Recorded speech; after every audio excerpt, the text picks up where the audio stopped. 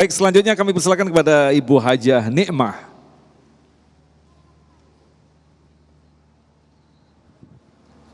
Ibu Hajah Nikmah, mana mic-nya? Tolong bisa di... Ya. Langsung ke pertanyaannya, Bunda. Assalamualaikum warahmatullahi wabarakatuh.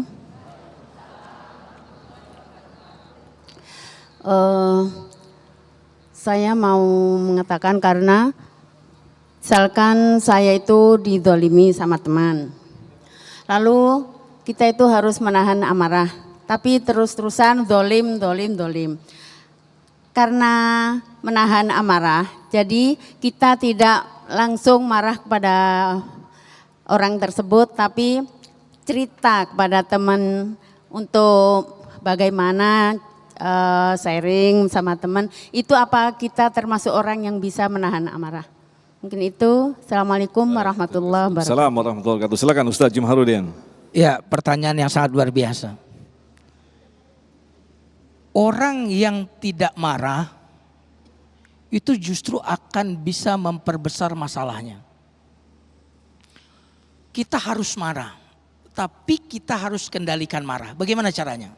Tadi yang pertama diam. Ketika diam berarti pikiran kita jauh lebih dominan, perasaan marah kita turun.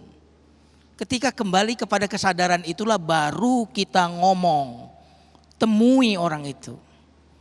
Tapi jangan di depan orang ya. Temui dia di ruang tertutup, 4 mata. Lalu pertama kita katakan, maaf ya saya tuh marah sama kamu. Tadi ya, setelah diam. Setelah diam, kesadaran sudah mulai kembali. Ini kalau dalam bahasa Nabi suruh wudhu. Kenapa? Karena marah itu dari setan. Setan itu dari api. Dan yang memadamkan api itu apa? Air, sangat logis. Bahkan kata Nabi, apabila salah seorang di antara kalian marah sedangkan dalam keadaan berdiri, maka duduk. Kalau nggak hilang juga, rebahan, bahkan tempelkan wajahnya. Dan itu secara medis, ketika kita duduk kan tensi kita turun. Turun darah kita. Jadi yang pertama turunkan dulu tensi kita. Turunkan dulu, baru setelah kembali kepada kesadaran kita, kita temuin orang itu. Setelah Anda sadar, bicara. Jangan tidak bicara, apalagi bicara kepada orang lain. Bicaranya bagaimana? Maaf Pak, atau maaf Bu, maaf suamiku. Aku kecewa, aku marah. Kira-kira nadanya jadi tinggi apa enggak? Coba kalau yang pertama tadi kita bicara, saya marah. Bubar itu. Tapi ketika kita sudah turunkan tensi, baru bicara, aku marah loh. Kamu kok teleponan sama istri orang? Jadi pertama akui bahwa kita marah, katakan kepada dia. Lalu kita ucapkan apa yang membuat kita marah. Jadi supaya jelas, aku marah, kamu marahnya kenapa? Pokoknya marah. Kan jadi gak jelas ya Bu ya. Banyak suami istri jadi ribut kayak gitu.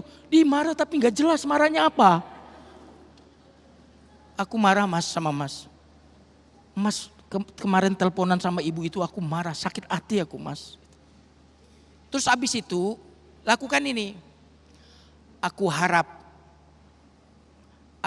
Mas tetap setia padaku. Nah ada kalimat itu. Aku harap Mas tetap setia padaku. Aku harap Mas takut sama. Ada kata aku harap. Jangan ketika kita mengakui aku marah sama Mas. Marah kenapa? Pokoknya marah. Pokoknya marah.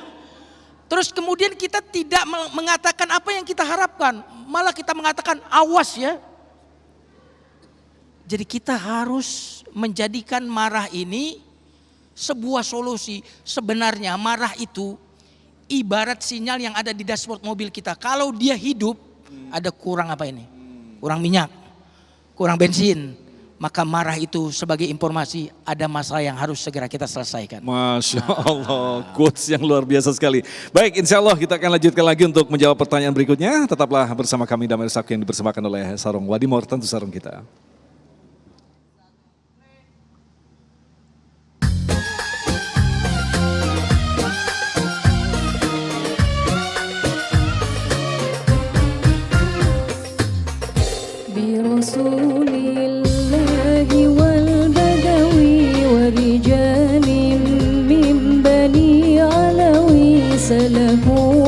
المنهج النبوي برسول الله